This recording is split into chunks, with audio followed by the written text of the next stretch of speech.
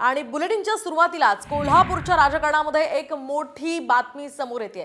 कोल्हापूरच्या राजकारणात सध्या मोठी उलथापालथ होण्याची शक्यता आहे। राधानगरीचे माजी आमदार के.पी. पाटील यांनी उद्धव ठाकरेंची भेट घेतली आहे। दोन्ही नेत्यांमध्ये तब्बल 2 तास चर्चा झाल्याचं कळत आहे।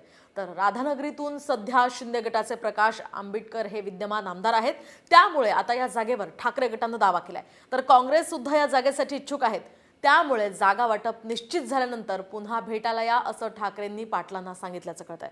त्यामुळे आता के.पी. पाटील नेमकी काय भूमिका घेणार हे पाहणं अतिशय महत्त्वाचं ठरणार आहे।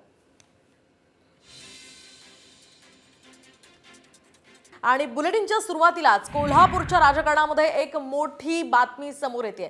कोल्हापूरच्या राजकारणात सध्या मोठी उलथापालथ होण्याची शक्यता आहे। राधानगरीचे माजी आमदार के.पी. पाटील यांनी उद्धव ठाकरेंची भेट घेतली आहे। दोन्ही नेत्यांमध्ये तब्बल 2 तास चर्चा झाल्याचं कळत आहे।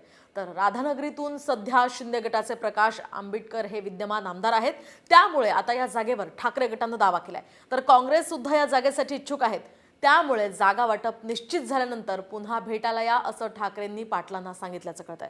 त्यामुळे आता के.पी. पाटील नेमकी काय भूमिका घेणार हे पाहणं अतिशय महत्त्वाचं ठरणार आहे।